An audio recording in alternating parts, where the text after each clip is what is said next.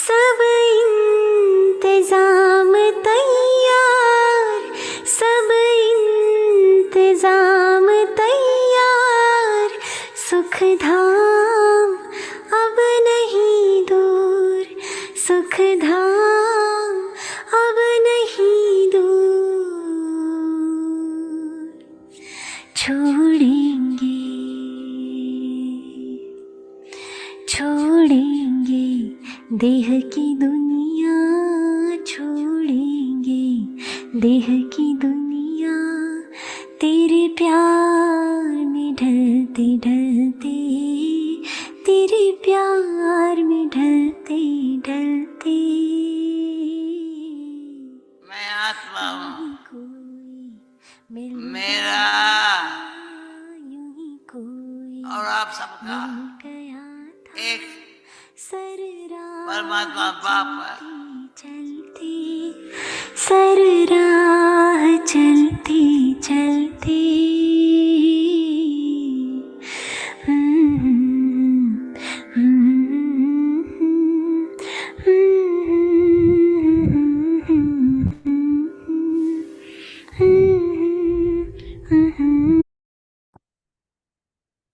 मैं चमकता हुआ सितारा अपने को शरीर के अंदर महसूस करें। मैं इस शरीर की जान हूँ। कितने सालों से मैं इस भ्रुकुटी तख्त पर बैठकर अपना रोल अदा कर रही हूँ। रोल प्ले करते करते मैं स्वयं को ही भूल गई थी। अब मुझे मेरे मीठे बाबा ने ये स्मृति पक्की कराई है कि मेरा इस शरीर में रहना कितने सुंदर वाइब्रेशन फैला रहा है। बड़ी सहजता से मैं आत्मा भ्रुकुटी तख्त पर बैठे बैठे इस शरीर का कारोबार चला रही हूँ। महसूस करें, ये कान नहीं सुन रहे, मैं आत्मा इन कानों द्वारा सुन रही हूँ। फील करें इस बात को कि मैं आत्मा इस मुख द्वारा बोल रही हूँ। इस शुद्ध मैं को जगाना है। महसूस करें, सारा विस्तार छोड़कर सार में बिंदु रूप में मैं आत्मा आराम से इस भ्रुकुटी तख्त से निकलकर चलती हूँ रिचार्ज होने। शांत मन से अपने मीठे बाबा का खिंचाव अनुभव करें। महसूस करें, ये खिंचाव मुझे ऊर्जा ऊर्जा को खींच रही है। चैतन्य ऊर्जा धीरे धीरे आकाश की ओर बढ़ रही है। महसूस करें, अपने स्वरूप को उड़ते हुए देखें। प्रकृति के 5 तत्वों से पार, आसमान से भी पार, परम पिता परमात्मा शिव भोलेनाथ मुझ आत्मा को अपनी ओर बुला रहे हैं। अब मैं एक पल भी नहीं रह पा रही मीठे बाबा के बिना। महसूस करें, सफेद प्रकाश की दुनिया में सूक्ष्म लोक को भी पार करते हुए सुनहरे लाल प्रकाश की दुनिया में पहुंच गई।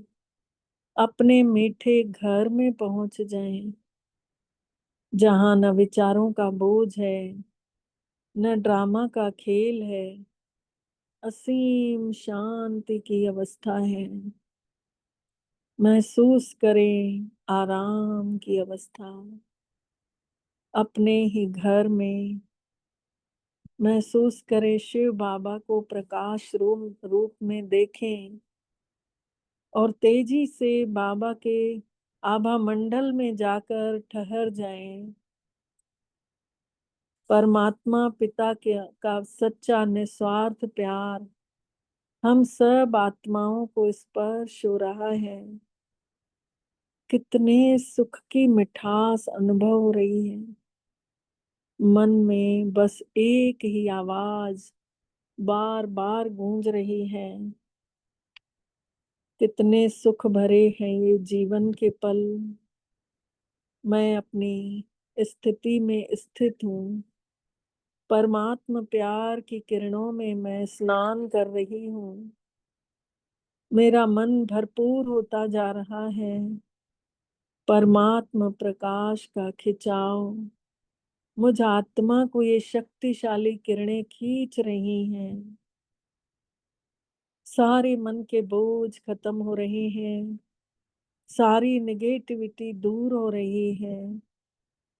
महसूस करें ईश्वरीय प्रकाश मुझ आत्मा में समाते जा रहा है। गहराई से सच्ची शांति, सच्चे सुख को महसूस करें। मैं कितनी सूक्ष्म हूँ। परम पिता परमात्मा शिव भोलेनाथ का ये प्रकाश मेरे जन्मों जन्मों के इनपरफेक्शन को हील कर रहा है। कितने जन्मों का बोझ था मेरे ऊपर। कितना मैलापन चढ़ गया था मेरे अंदर।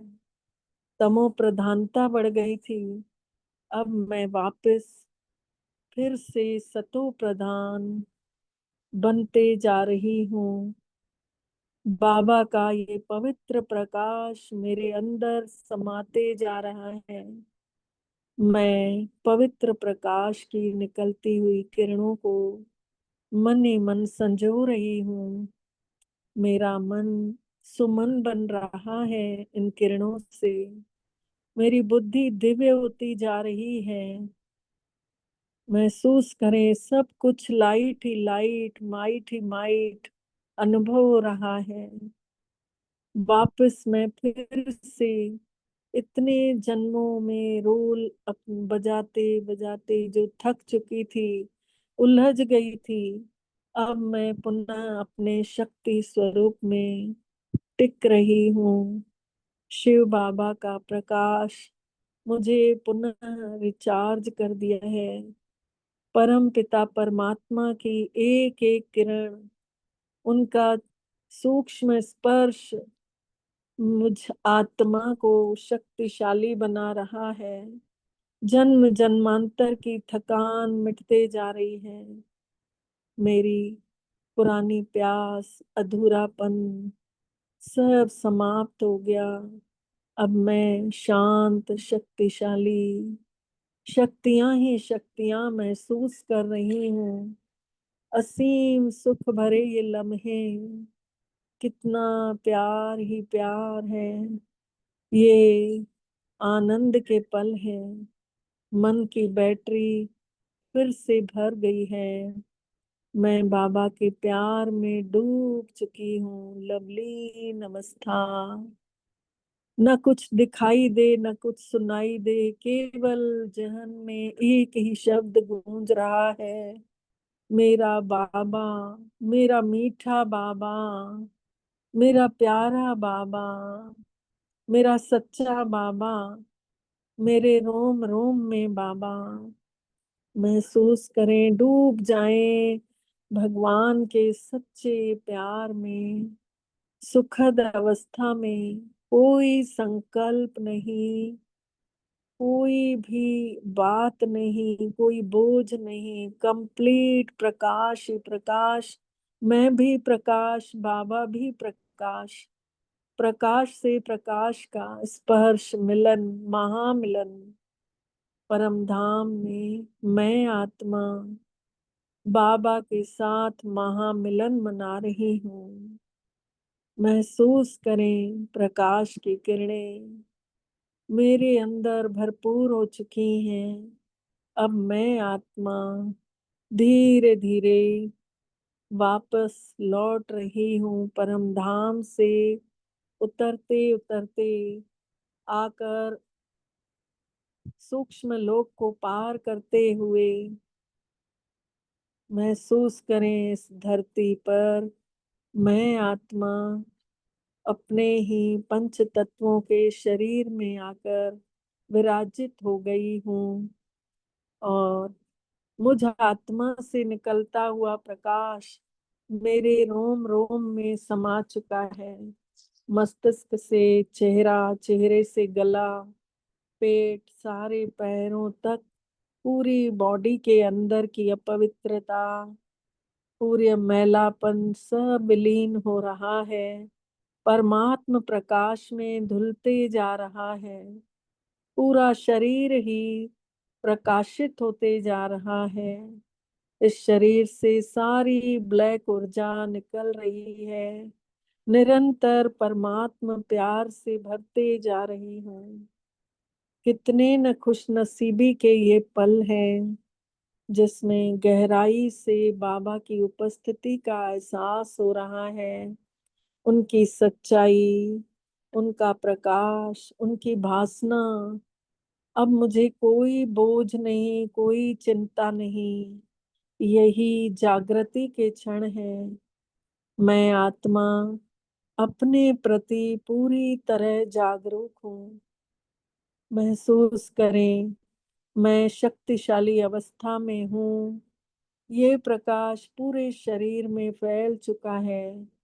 मैं लाइट लाइट और माइट ही माइट दिख रही हूँ। इन किरणों में मैं स्नान कर चुकी हूँ। मुझ आत्मा से सारा विश्व पावन बन रहा है। परमात्म प्रकाश की ये प्योर किरणें दुनिया की एक एक आत्मा में समाते जा रही हैं। साक्षी होकर देखें कैसे पूरा विश्व ग्लोब धुल रहा है। भगवान की किरणों से पूरा विश्व ग्लोब चमक उठा है।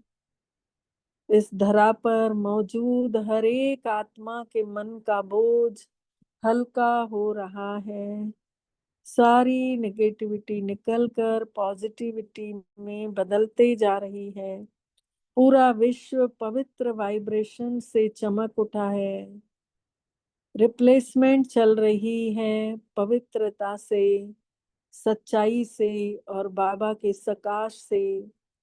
इस संगम के समय पर भगवान की ये अद्भुत किरणें, ये सर्वोच्च किरणें सबको शक्तिशाली वाइब्रेशन पहुंचा रही हैं और हम सभी विश्व परिवर्तक, शक्तिशाली, आधार मूर्त, अनंत शक्तियों से भरपूर आत्माएं बन चुके हैं।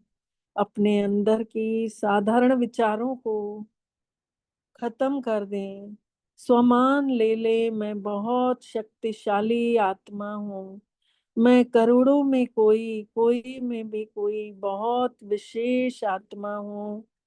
महसूस करें, निर्भय हूँ, प्योर हूँ, पवित्र हूँ। मीठे बाबा को शुक्रिया अदा करें। बाबा, आप आज हम सबको ज्ञान सागर बनकर हम सबको ज्ञान रत्नों से सजाएंगे। आपका दिल से शुक्रिया मीठे बाबा। सुनते हैं मीठे बाबा के मीठे मीठे अनमोल महावाक्य शिक्षाएं।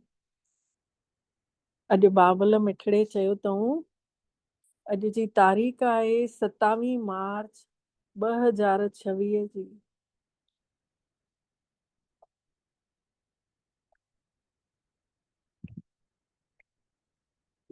बाबा चयो अथऊं, मिठड़ा ॿार ज्ञान सागर परमात्मा खां तहां मास्टर ज्ञान सागर ठहो था।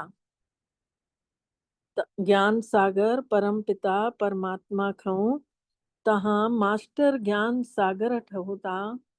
तहां खे ज्ञान जी टी अख मिली अथव। आत्मा जो स्वरूप जी पहचान शिव बाबा ने करवाई अथऊं। इन्ही करे तहां आयो त्रिनेत्री, टी अख सां ॾिसण वारा, त्रिकालदर्शी आयो ऐं त्रिलोकी नाथ आयो। त्रिनेत्री, त्रिकालदर्शी, त्रिलोकी नाथ। टी अख मतलब आत्मा सां महसूस करण वारा, टिनि कालनि खे ॼाणण वारा त्रिकालदर्शी। कल्ह छा थियो, अॼु असां कीअं आहियूं, अॻिते असां कीअं ठहंदासीं, टिनि कालनि जो ज्ञान आहे।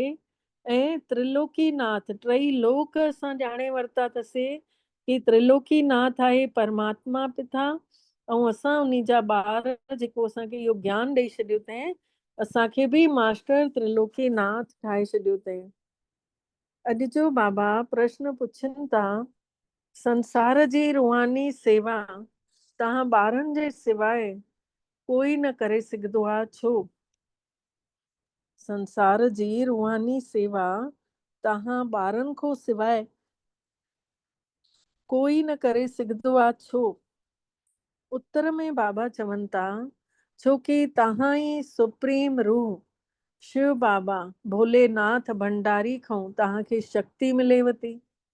पहिरियों तव्हां आत्माउनि खे सुप्रीम रूह परम पिता परमात्मा खां ज्ञान जी इंजेक्शन लॻेव थी, जंहिंसां तव्हां पंजनि विकारनि ते विजय प्राप्त कयो था ऐं ॿियनि खे बि करायो था। अहिड़ी सेवा त ॿियो कोई करे ई न सघंदो। जेका तव्हां ॿार सेवा कयो था, अहिड़ी सेवा त ॿियो कोई करे ई न सघंदो। पूरे 5000 सालनि में तव्हां ॿार ई हीअ रूहानी सेवा कयो था। ओम शांति। परमात्मा पिता जी यादि में वेहणो आहे ऐं कंहिं बि देहधारी जी यादि में न वेहणो आहे। नया नया जेके अचनि था, जेके परमात्मा खे सुञाणनि ई कोन्हनि था, उन्हनि जो नालो त ॾाढो सवलो आहे, सहज आहे, शिव बाबा। पीउ खे ॿार नथा ॼाणनि, केतिरो वंडर आहे। परमात्मा पिता खे ॿार नथा ॼाणनि। शिव बाबा ऊंचे खां ऊंचो सभिनि जी सदगति करण वारो दातार आहे। ऊंचे खां ऊंचो बि आहे ऐं सभिनि जी सदगति करण वारो दातार आहे। सभिनी पतित आत्माउनि खे पावन करण वारो, सभिनी जो दुख हटाइण वारो भी चवंदा आहिनि उन्ही खे। सभिनी खे दुखनि खां दुख मिटाइण वारो, पर उहो आहे केरु? चवंदा त आहिनि दुख हरता सुख करता, पर उहो आहे केरु? इहो कोई बि नथा ॼाणनि। सिवाय तव्हां बीके जे ॿिया कोई बि नथा ॼाणनि कि उहो आहे केरु। तव्हां त उन्ही जा पोटरा पोटिरियूं आहियो, सो त ज़रूर पंहिंजे पिता ऐं उन्ही जी रचना जे शुरूअ खां वठी आख़िरीअ ताईं खे ॼाणींदव। परमात्मा खां ॿार ई त सभु कुझु ॼाणनि था न। हे संसार आहे ही अपवित्र संसार। सभिनी कलयुगी अपवित्र आत्माउनि खे सतयुगी पवित्र कीअं ठाहिनि था? सो त बीके जे सिवाय कोई बि दुनिया वारा नथा ॼाणनि।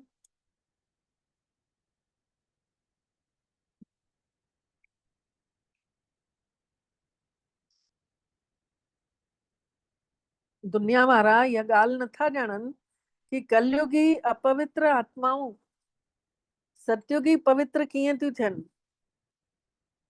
कलयुगी दुर्गति खां कढण वारो सतयुगी सतगति दाता परमात्मा ई आहे। दुर्गति मां मतलब दुखनि मां कढण वारो, सदगति करण वारो दातार, सुखनि ॾे वठी हलण वारो बाबा ई आहे। शिवरात्रि भी त भारत में ही थींदी आहे, भारत में ही मनाईंदा आहिनि। ज़रूर उहे अचनि था, पर भारत खे अची करे छा ॾियनि था? बाबा अचनि था भारत में, ऐं भारत खे अची करे छा था ॾियनि? इहो त भारतवासी नथा ॼाणनि पिया। हर साल शिवरात्रि मनाइनि था, पर ज्ञान जी 3 अख कोन अथनि, इन करे बाबे खे ॼाणनि ई कोन था। ज्ञान जी 3 अख कान अथनि, इन करे शिव भोलानाथ खे सुञाणनि ई कोन था। गीत आहे न, नयनहीन खे राह ॾेखार प्रभु, जंहिंखे अखियुनि खे ॾे, अंधड़नि खे ॾे अखियूं, चईंदा आहिनि न। त बाबा चवनि था इहो माण्हुनि जो ई त ठहियल गीत आहे कि असां सभु अखियुनि हूंदे बि अंधा आहियूं, असांखे ख़बर ई कान्हे। हे जेके अखियूं आहिनि इहे त सभिनी खे आहिनि, पर पंहिंजे पाण खे नयनहीन छो था चओ पिया? जेके अखियूं आहिनि इहे ॾिसण जूं अखियूं त सभिनी खे आहिनि, पर तॾहिं बि पंहिंजे पाण खे अंधा आहियूं करे छो था चइनि? इहो परमात्मा वेही सम्झाणी ॾियनि था कि ज्ञान जी टीं अखि कंहिंखे आहे ई कान। परमात्मा खे ई न ॼातो अथऊं, मतिलब अज्ञानता थी न, जो भॻवान खे ई नथा सुञाणनि, त ज्ञानी त न चवाया। परमात्मा खे पीर जे द्वारा ई सुञाणनि था पिया, त पोइ सम्झो इहो अची वियो ज्ञान। बाबा मिठड़ो ई अची ज्ञान जी टीं अखि ॾियनि था पिया, जंहिंसां तव्हां सॼी रचना जी शुरूआति कीअं थी थिए ऐं अंत कीअं थो थिए ऐं विच में दुनिया कीअं थी मटिजी वञे, सभु ॼाणियो था।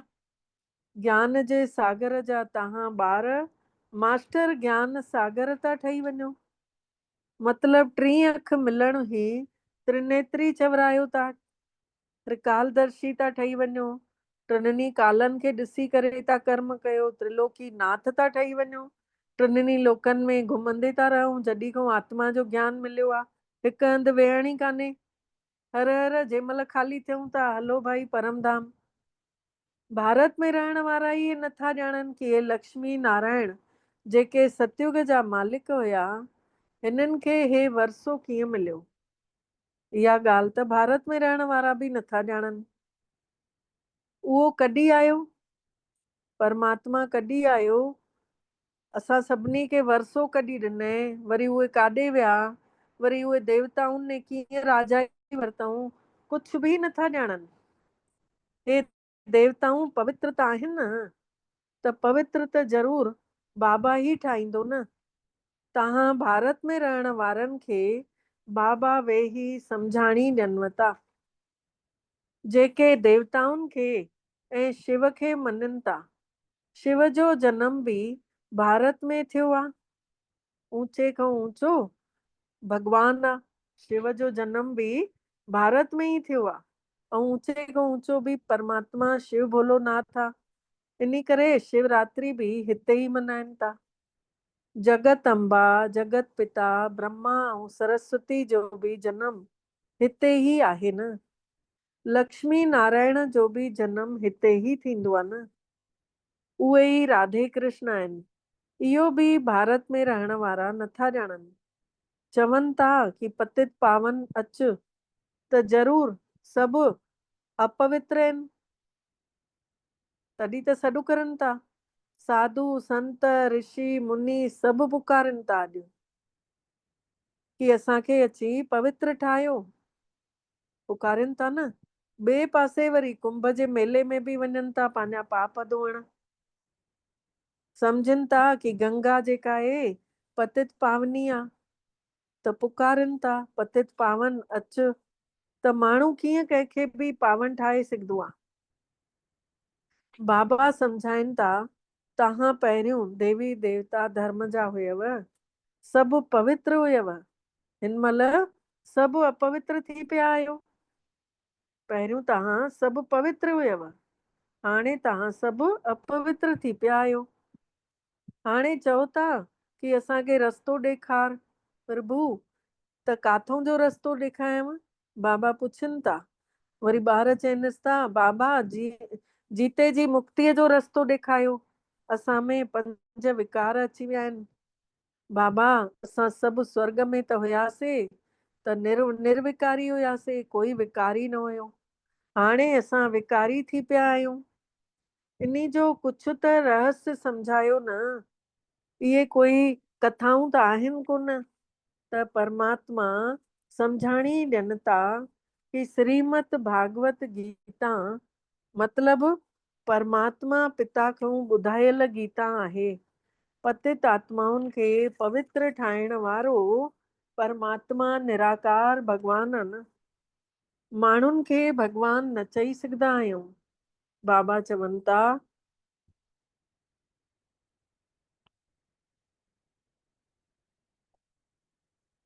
हेतिरा वॾा वॾा गुरु हूंदे बि भारत हेतिरो अपवित्र कौड़ीअ जहिड़ो कीअं ठही वियो आहे। हेतिरा वॾा वॾा गुरु सन्यासी महापुरुष थिया आहिनि भारत में, तॾहिं बि भारतवासियुनि जा गुण कीअं वही विया आहिनि। चवंदा आहिनि न, अकुल ॼण वही वियो अथई। अकुल काॾे हली वियो? बाबा चवनि था कल्ह जी त ॻाल्हि अथव, पूरो भारत ई खंड स्वर्ग हुयो, जाते देवियूं देवता रहंदा हुया, जेके आत्म स्वरूप में हुया। परमात्मा ने हिन भारत खे ई स्वर्ग ठाहिण जी गिफ्ट ॾिनी अथई, सौगात ॾिनी अथई। भारत में रहण वारा अपवित्रता में पइजी विया हुया, उन्हनि खे अची राजयोग सेखारे करे पावन ठाहिनि था। हाणे वरी बाबा मिठड़ा ॿारनि वटि आया आहिनि सेवाधारी ठही करे। मिठड़ो बाबा आहे रूहानी सेवाधारी, बाक़ी त सभु माण्हू आहिनि जिस्मानी सेवाधारी। बाबा आहे रूहानी सेवाधारी, बाक़ी सभु आहिनि जिस्मानी सेवाधारी। सन्यासी भी जिस्मानी सेवाधारी आहिनि। उहे किताबां बि वेही करे ॿुधाइनि था त बाबा चवनि था मां त निराकार साकार साधारण ॿुढड़े शरीर में अची प्रवेश करे ॿारनि खे सम्झायां थो पियो कि हे भारतवासी ॿारो, ॾिसो रूहानी बाबा रूहनि खे वेही सम्झाणी ॾियनि था। इहो ब्रह्मा नथो ॿुधाए पियो, इहो निराकार परमपिता परमात्मा हिन तन जो आधार वठी ॿुधाइनि था। ब्रह्मा बाबा जे शरीर जो आधार वठी ॿुधाइनि था पिया कि शिव खे त पंहिंजो शरीर ई कोन अथव, ऐं सालिग्राम जेके आत्माऊं आहिनि उन्हनि खे त पंहिंजो पंहिंजो शरीर बि आहे। वरी उहे पुनर्जन्म वठंदे वठंदे लहंदे लहंदे अपवित्र थींदियूं थी वञनि पियूं। हाणे त सॼी दुनिया अपवित्र थी पई आहे, पवित्र हिकु बि कोन्हे, सॼी दुनिया ई अपवित्र आहे। तव्हां सच्चा हुयव, सतो प्रधान हुयव, पोइ वरी खाद पवण सां सतो खां रजो, रजो खां तमो में अची विया आहियो, मिटी पइजी वियव, अंदर मैल अची वियव। तव्हां भारत में रहण वारनि वटि शिव बाबा अची करे शरीर धारण करनि था, जंहिंखे भागीरथ चइबो आहे, भागनि वारो शरीर। मंदिरनि में शंकर जो चित्र ॾेखारींदा आहिनि, छोकी शिव ऐं शंकर इकठो सम्झी था वठनि कि ॿई हिकु आहिनि। इहो सम्झनि ई कोन था कि शिव त निराकार आहे ऐं शंकर त आकारी आहे। शिव शंकर खे इकठो वेठल कीअं ॾेखारीनि, चवनि था अच्छा वरी बैल ते सवारी केरु करे थो? ॾेखारींदा आहिनि न कि शिवलिंग जे अॻितो बैल आहे ऐं पूजा त गांइ जी कंदा आहिनि, त बैल ते सवारी केरु थो करे, शिव की शंकर? बाबा पुछनि था। त सूक्ष्म वतन में बैल काॾों अची वियो? शिव त रहे थो मूल वतन में ऐं शंकर रहे थो सूक्ष्म वतन में। त मूल वतन में त सभु आत्माऊं आहिनि ऐं सूक्ष्म वतन में छड़ो ब्रह्मा विष्णु ऐं शंकर आहिनि, उते त जानवर हूंदा ई कोन्हनि। त बाबा चवनि था कि मां साधारण ॿुढड़े शरीर में अची करे तव्हां ॿारनि खे सम्झायां थो पियो। तव्हां ॿार पंहिंजे जन्मनि खे नथा सुञाणो पिया। सतयुग खां वठी तव्हां केतिरा जन्म वरिता अथव हिन महिल ताईं? 84 जन्म वरिता अथव। हाणे हे पिछाड़ीअ जो जन्म अथव। त भारत जेको अमरलोक हुयो, पवित्र हुयो, उहो हाणे मृत्युअ जो, मौत जो संसार थी वियो आहे, अपवित्र थी वियो आहे। जाते आत्माऊं अजर अमर अविनाशी देह में हुयूं, सभिनी खे देह न ॾिसंदा हुया, सभु ॼणा आत्मा ॾिसंदा हुयासीं। ऐं हाणे उहे ई आत्माऊं कीअं थी वियूं आहिनि, बिना देह जे आत्मा खे ॾिसणी कोन थियूं, देह ई नज़र थी अचनि। पहिरियों जेको अमरलोक पावन हुयो उहो हाणे मौत जो संसार थी वियो आहे, अपवित्र थी वियो आहे। सभिनी जी सदगति करण वारो दातार हिकिड़ो ई आहे न। रुद्रमाला आहे ही परम पिता परमात्मा निराकार शिव जी।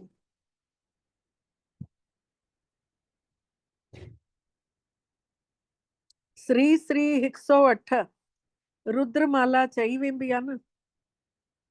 सभु शिव जे गले जा हार आहिनि। परमात्मा त आहे पतित पावन, सभिनि जी सदगति करण वारो दातार, सभिनी खे वरसो ॾियण वारो। ज्ञान गुण शक्तियूं पवित्रता शरीर जे पीउ खां त इहा वरसो मिले थो, जेको कि ख़तम थी थो वञे, पैसो मिले थो, प्रॉपर्टी मिले थी। जंहिंखे सन्यासी थोड़े समय जो सुख सम्झंदा आहिनि, परमात्मा चवनि था बरोबरि इहो तव्हांजो सुख जेको आहे थोरे समय जो अथव, जेको पीउ खां मिलियो अथव। परमात्मा ई अची करे आत्माउनि खे पवित्र ठाहिनि था, मतिलबु कंडनि खे गुल ठाहिनि था ज्ञान ॾेई करे। जेके दुखनि में पिया हुआसीं, ॿियनि खे बि दुखी कंदा रहंदा हुआसीं, उहे ई आत्माऊं हाणे ॿियनि खे सुख था ॾियूं, सभिनी खे पवित्र था ठाहियूं। इहो गीता जो ई त ज्ञान आहे। इहो ज्ञान कोई माण्हू नथा सम्झाए सघनि। हे ज्ञान कोई बि इंसान न सम्झाए सघंदो आहे।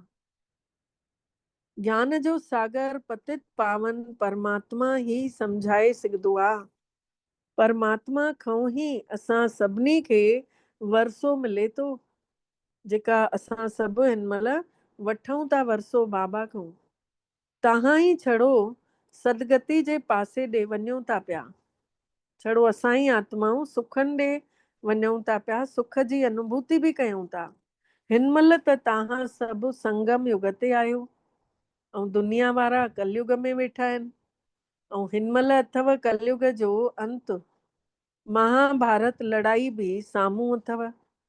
5000 साल पहिरियों बि जॾहिं तव्हां राजयोग सिखो पिया त भंबोर खे बाहि त लॻी हुई।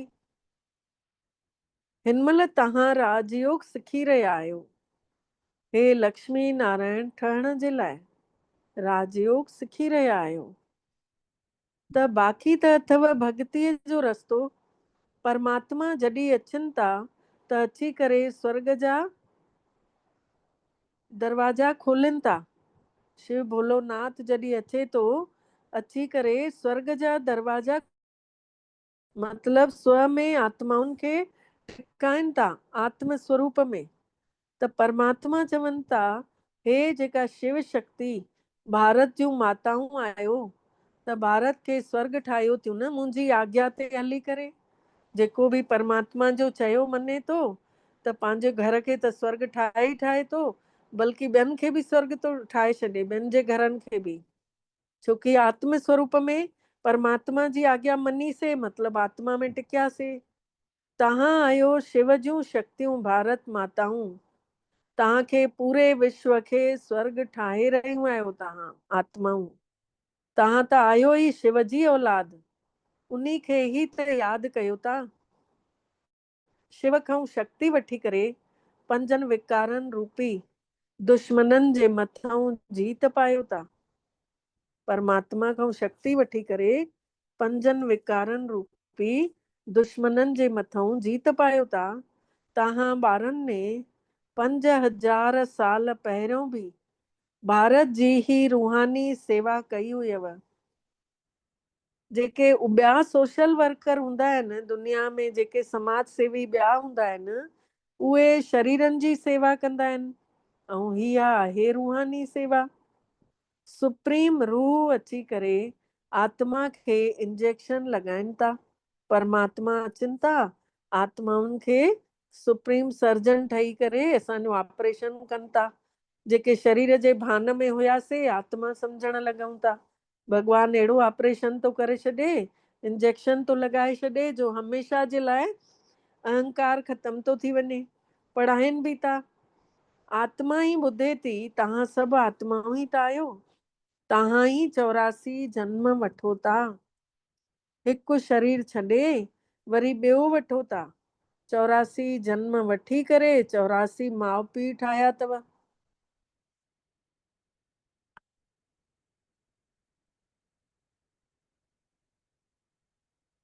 सतयुग ऐं त्रेता में तव्हां स्वर्ग जा सुख पाता अथव।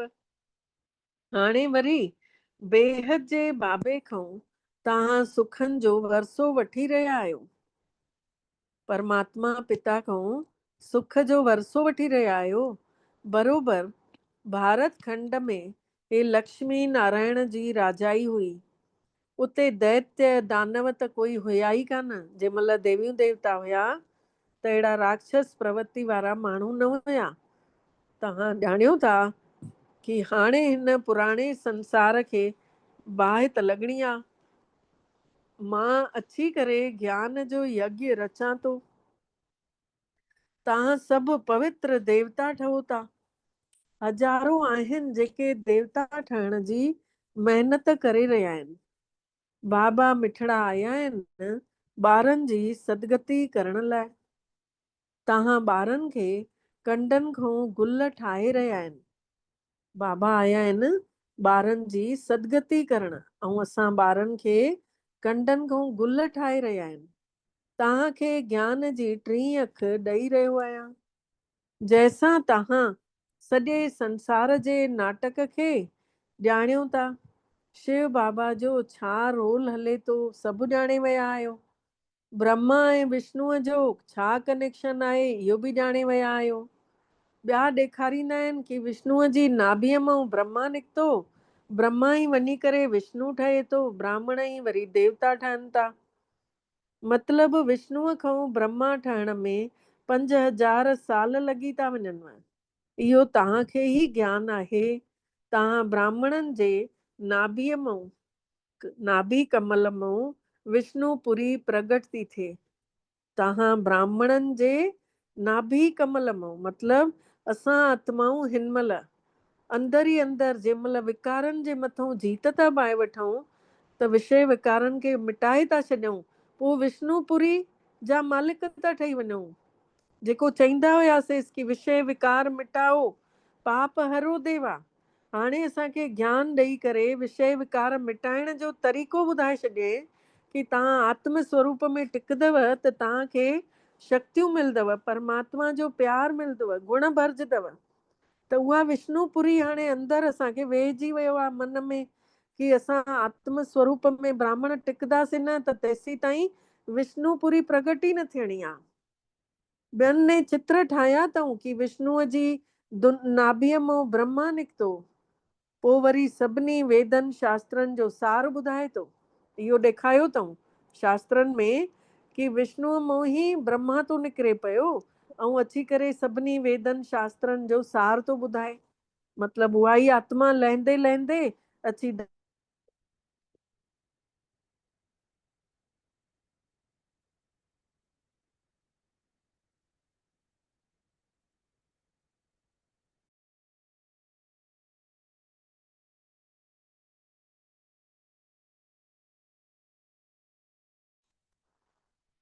दीदी आवाज नथी अचे।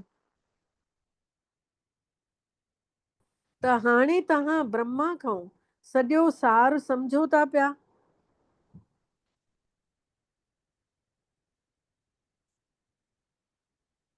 बाबा चवनि था मुख्य धर्म शास्त्र अथव 4। पहिरियों अथव देवी देवता धर्म जो शास्त्र गीता। हाणे गीता कंहिं ॻाई, कंहिं ॿुधाई गीता? बाबा पुछनि था पिया। शिव बाबा ने ॿुधाए न। ज्ञान जो सागर पतित पावन सुखनि जो सागर शिव बाबा आहे। उन्ही ने वेही भारत खंड खे स्वर्ग ठाहे छॾे। परमात्मा ने अची करे हिते असां आत्माउनि खे राजयोग सेखारे स्व में टिकाए छॾे त स्वर्ग ठही वियो। न कि श्री कृष्ण ने ॿुधाए। श्री कृष्ण त मुंहिंजे द्वारा ज्ञान वठी करे श्री कृष्ण ठहियो आहे। हे शिव बाबा चवनि था परमात्मा जी वाणी आहे कि श्री कृष्ण माखो ई ज्ञान वठे तो संगम युग ते, जेको ब्रह्मा बाबा ठही करे, ऐं उहो ई पोइ वरी महिनत करे पहिरियों जन्म श्री कृष्ण जो तो वठे। त इहा गुप्त ॻाल्हि थी वई। त नया नया ॿार इन्हनि ॻाल्हियुनि खे सम्झी न सघनि था पिया। शिव बाबा ने स्वर्ग जी स्थापना कयईं, उन्ही में हे लक्ष्मी नारायण राजा ई कंदा हुया। त हाणे तव्हां माण्हूअ खां देवता ठही रहिया आहियो। त बाबा चवनि था, हिन मौत जे संसार में, हिन दुखनि जे धाम में तव्हांजो हे आख़िरी जनम अथव।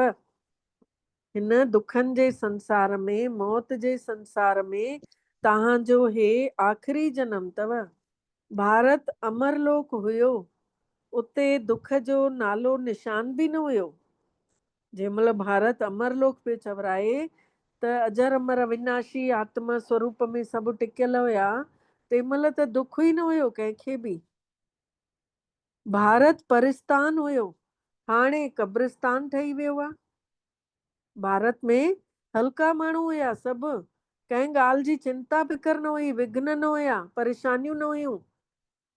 परिस्तान मतिलबु परियूं हल्कियूं हूंदियूं आहिनि न, उॾरदा हुया मन ॿुद्धीअ सां। हाणे ॾिसो कब्रिस्तान थी वियो आहे, मतिलबु पाण खे हाणे देह सम्झनि था, त पोइ वरी कब्रिस्तान थी वियो आहे, मौत जो भउ थी वियो अथनि, पोइ वरी परिस्तान थियणो आहे। परमात्मा जो ज्ञान वरी हाणे वधंदो ऐं परिस्तान ठहंदो। इहे सभु सम्झण जूं ॻाल्हियूं आहिनि।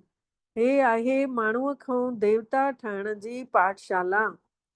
हे कोई सन्यासिन जो सत्संग कोन्हे, जाते शास्त्र वेही ॿुधायूं था। हे सत्संग शास्त्रनि वारो कोन्हे। हिननि ॻाल्हियुनि खे कोई बि नयो त सम्झी न सघंदो जेसीं ताईं 7 ॾींहंनि जो कोर्स न कयो अथईं। हिन महिल भगत त सभु माण्हू ई आहिनि न, उन्हनि जी आत्मा बि त यादि करे थी न, भगतनि जी बि। परमात्मा हिकिड़ो माशूक आहे, उन्ही जा सभु आशिक आहियूं। बाबा मिठड़ा अची करे सच खंड ठाहिनि था।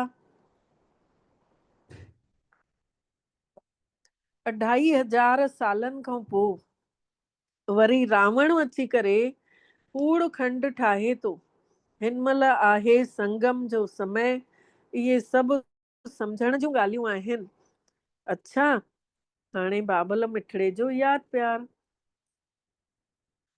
मिठड़े मिठड़े सिकी लधे ॿारनि प्रति माउ पीउ जो यादि प्यार ऐं गुड मॉर्निंग। रूहानी बाबल जी रूहानी ॿारनि खे नमस्ते। ऐं असां सभिनी रूहानी ॿारनि जी बि रूहानी मिठड़े बाबल खे दिल जो यादि प्यार, गुड मॉर्निंग ऐं नमस्ते। मिठड़ा बाबा नमस्ते। शुक्राना बाबल तव्हांजा बारंबार दिल सां शुक्राना जे तव्हां असांखे पंहिंजो कयव ऐं असां सभिनि जो पद्मा पदम भाग्य जाॻायव। सार आहे, पहिरियों पॉइंट आहे, मिठड़े बाबा जी श्रीमत ते हली करे सची सची रूहानी सेवा करणी आहे। परमात्मा जे चए ते हली सची सची रूहानी सेवा करणी आहे। सर्व शक्तिवान परमात्मा खां शक्ति वठी करे 5 विकारनि रूपी दुश्मननि ते विजय पाइणी आहे। परमात्मा खां शक्ति वठी 5 विकारनि जे मथां जीत पाइणी आहे।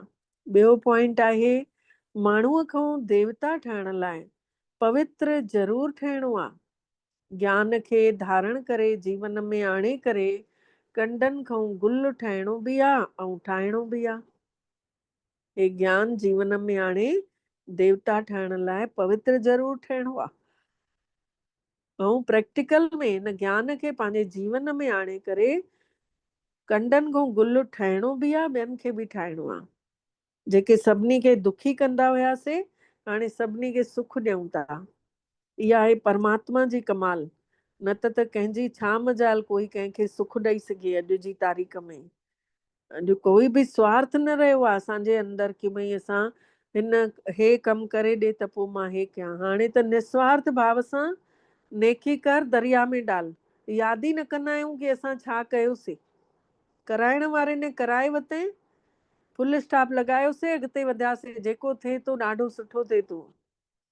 वरदान अॼु जो महसूस कयूं शिव भोलोनाथ भंडारी निराकार साकारी तन वठी ब्रह्मा बाबा जो, ऐं हिते आकारी स्वरूप में लाइट रूप में असां सभिनि जे साम्हूं अची असांखे वरदान था ॾियनि। वरदान महसूस कंदासीं, मथे ते बाबा ने हथ रखियो अथऊं ऐं अखियुनि में अखियूं गड़ाए करे बाबा रोशनी भरनि था, पंहिंजी शक्ति असांखे विल करनि था। महसूस कयूं बाबा जा हथ असांजे हथनि में, बाबा वरदान ॾियनि था सभिनी खे लाइट ई लाइट ॾिसंदे हुए। विनाश जे महल पेपर में पास थियण वारा आकारी लाइट रूपधारी ठहो। विनाश जे महल पेपर में पार थियण वारा आकारी लाइट रूपधारी ठहो। डिटेल आहे, विनाश जे महल पेपर में पास थियण या सभिनी परिस्थितियुनि जो सामनो करण लाइ आकारी लाइट रूपधारी ठहो। जेॾी महिल हलंदे फिरंदे लाइट हाउस थी वेंदव त तव्हांजो इहो रूप शरीर त नज़र ई न ईंदव। जंहिं महिल आत्म स्वरूप सां पंहिंजो ई लाइट जो शरीर ॾिसंदासीं त बाबा चवनि था मिट्टी जी देह पोइ त नज़र ई न ईंदी न कंहिंखे। जीअं पार्ट वॼाइण महिल चोलो धारण कयो था, जंहिं महिल कमु ख़तमु थो थी वञे पोइ चोलो लाहे पहुची था वञो परम धाम। 1 सेकेंड में धारण करे था वठो, 1 सेकेंड में न्यारा थी वञो। जॾहिं इहो अभ्यास थी वेंदो आहे त ॾिसण वारा माण्हू सम्झंदा कि इहे त लाइट जा कपिड़ा पातल अथनि हिननि खे, हे त लाइट ई हिननि जो सिंगार पियो आहे, सॼो सजल पिया आहिनि लाइट सां। स्लोगन आहे अॼु जो, उमंग उत्साह जा पंख हमेशह गॾु हुजनिव त हर कम में सफलता त सरलता सां मिली वेंदव। छोकी उमंग उत्साह अथव त इन करे सफलता त सहजता सां मिली वेंदी। अव्यक्त इशारे जो पॉइंट आहे, निश्चय जे फाउंडेशन खे मजबूत करे निर्भय ऐं निश्चिंत ठहो। मिठड़ो बाबा सर्वशक्तिवान आहे त उन्ही जो हथ पकड़ण वारा सम्झो पहुची विया कि पहुची विया, इहो विश्वास रखी वठो अंदर। चाहे पाण भले कमज़ोर बि हुजो, लेकिन साथी जेको मिलियो अथव परमात्मा, उहो त मज़बूत अथव न, इन करे पार त थी वेंदव। हमेशह ईअं ई निश्चय बुद्धि विजयी रतन आहियूं, इन ई स्मृति में हुजो।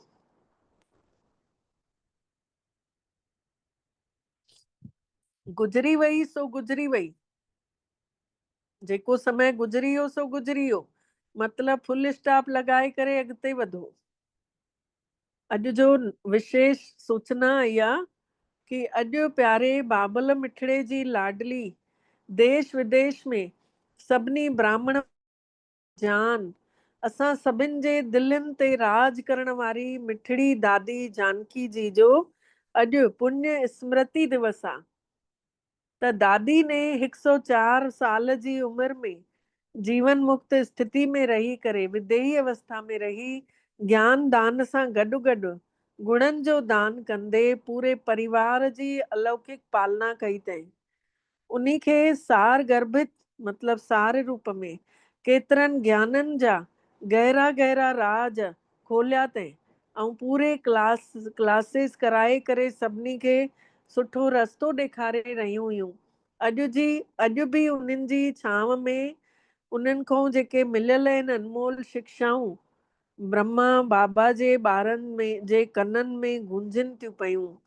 दादी जी सच्चाई, दादीअ जी सफ़ाई, सादगी, उहो दादी पाण उन्ही जी प्रतिमूर्ति हुया।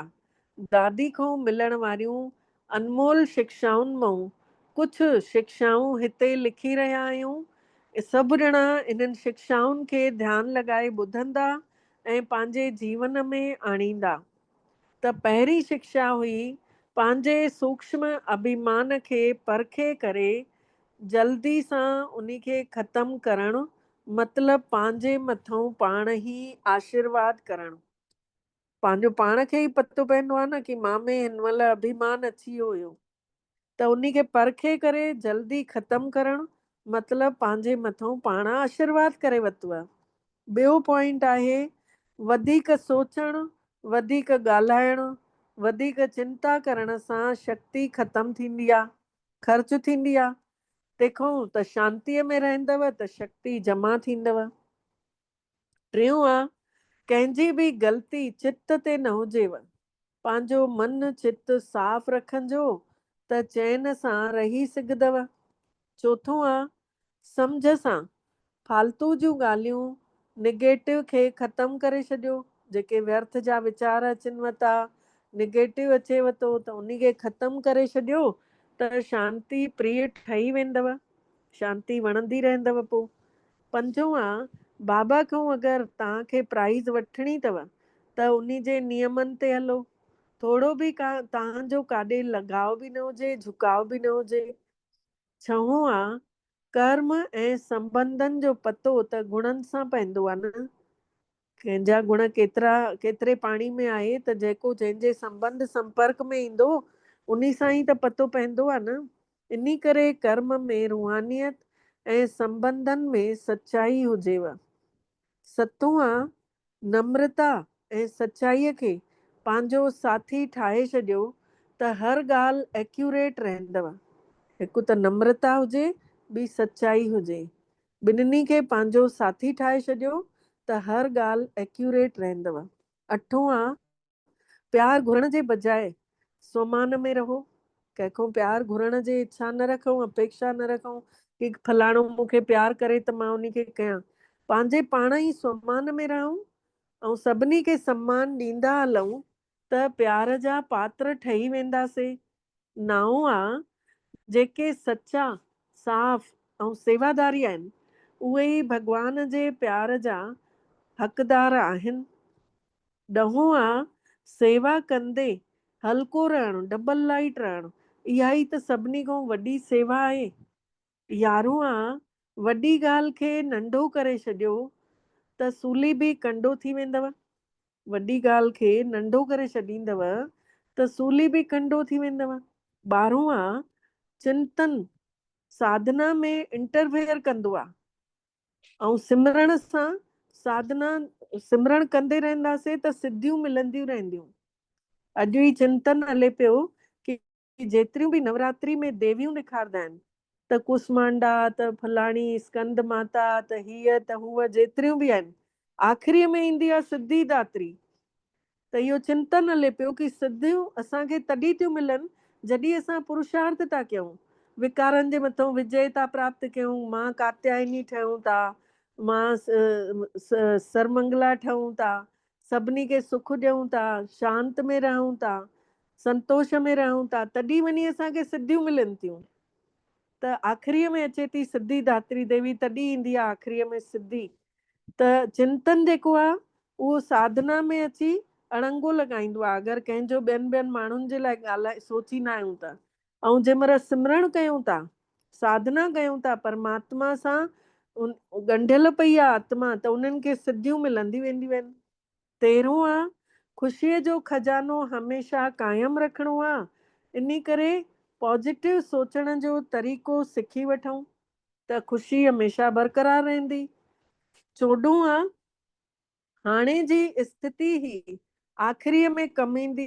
जेका हिन महिल अवस्था ठाहींदासीं इहा ई अंत सवेली कंदी।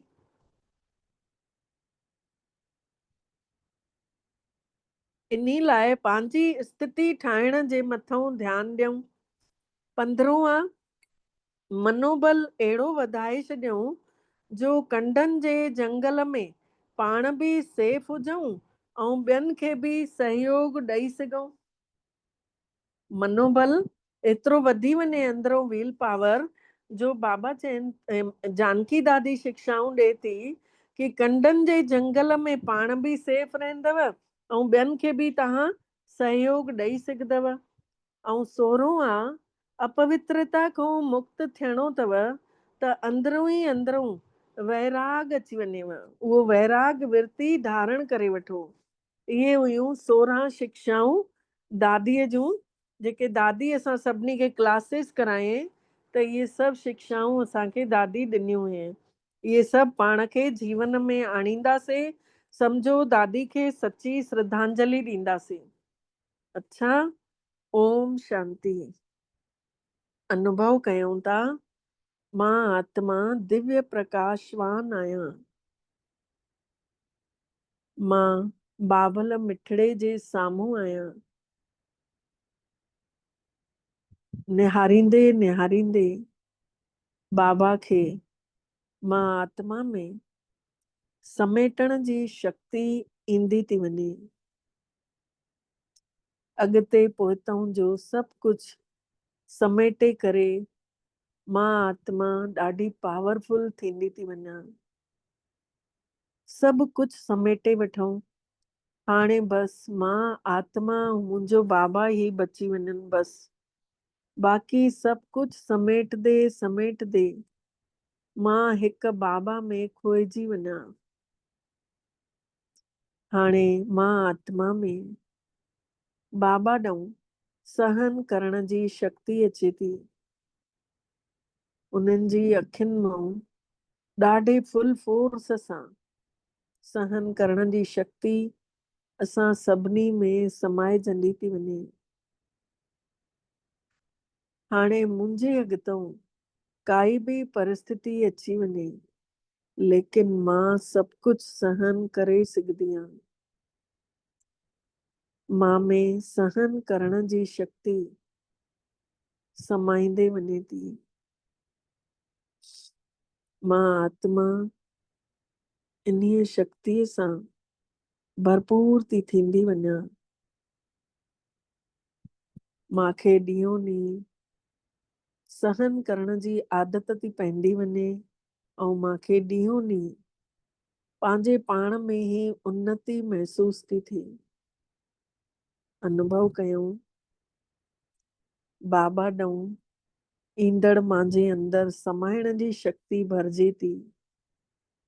जीअं गणेश खे ॾेखारींदा आहिनि सभु कुझु समाए करे पंहिंजे पेट खे वॾो करे छॾे थो, उएं ई असां आत्माउनि खे बि सभु कुझु समाइणो आहे। हेॾे होॾे कुझु बि ॿुधंदे मांखे सभु समाए वठिणो आहे। मां में बाबा समाइण जो पावर भरींदे था वञनि। बाबा ॾऊं ईंदड़ किरणनि में मां आत्मा में परखण जी शक्ति ईंदी थी वञे। दृष्टि थी मिले बाबा खां परखण जी। मुंहिंजी दृष्टि में शिव भोलेनाथ अहिड़ी पावर भरनि था जो कंहिंजी बि अखियुनि खे ॾिसी करे मां आत्मा परखे सघंदी आहियां। महसूस कयो, हाणे मां आत्मा में निर्णय करण जी शक्ति बाबा ॾऊं मिले थी। मां आत्मा निर्णय करण लाइ ॿियनि जे मथां आसरो न रखियो आहे।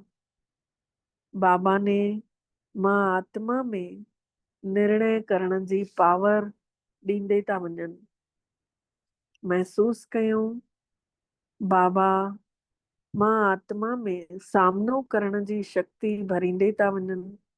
चाहे कोई भी परिस्थिति साम्हूं अची वञे, चाहे कहिड़ी बि दुख ॾियण वारी ॻाल्हि अची वञे, मां आत्मा बाबा जो संग करे उन्ही जो सामनो करे सघंदी आहियां।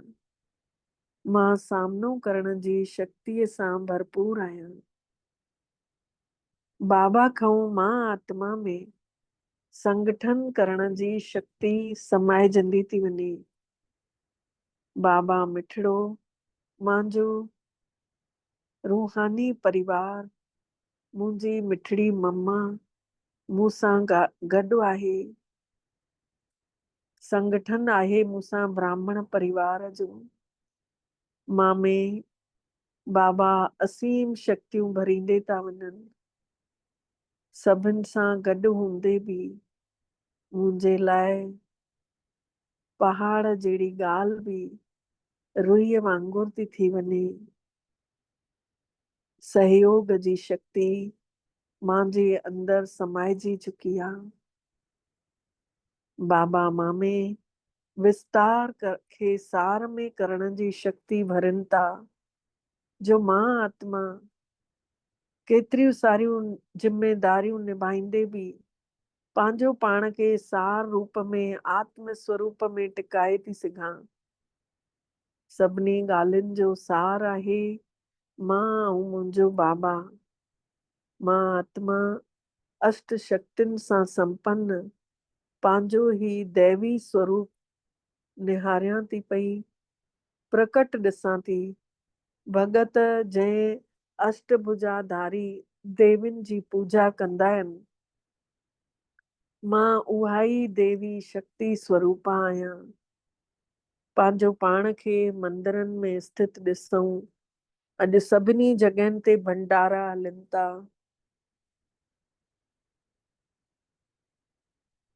बाबा जा दिल सां शुक्राना कयूं। बाबा तव्हां असांखे साधारण आत्माऊं हुयासीं, असांखे चैतन्य देवियूं शक्ति ठाहे छॾिया अथव। शिव जूं शक्तियूं थी विया आहियूं। छा मूं छा करे छॾियो अथव। असां सभु काथे साधारण आत्माऊं, अॼु असां सभु अष्टभुजाधारी ठही विया आहियूं। अष्ट शक्तियुनि सां भरपूर आहियूं। असांजे ही दैवी स्वरूप मां ॾाढो तेज प्रकाश चारों तरफ़ फैलिजे थो। सभिनी भगतनि खे शक्तियूं मिलनि थियूं पयूं। महसूस कयूं सभु भगत शक्तिशाली थियनि था असां आत्माउनि जा दर्शन करे। जंहिंखे जेका शक्ति खपे उन्हनि खे उहे मिलनि थियूं। सभिनि जूं मनोकामनाऊं पूरियूं थियूं थियनि। सभु संतुष्ट थियनि था। बाबा तव्हां त कमाल करे छॾियो अथव, जो असांजो सॼो जीवन ई खुशहाल करे छॾियो अथव। मां आत्मा हिकिड़ो सूक्ष्म बिंदु आहियां। मां पंहिंजो पाण खे चेतन ॾिसां थी। मां जागरूक आहियां। मां आत्मा मां चारों तरफ़ प्रकाश ई प्रकाश फैलिजे थो। मां आत्मा शांत शक्तिशाली आहियां। महसूस कंदे मिठड़े बाबा खे शुक्राना चऊं था। बाबा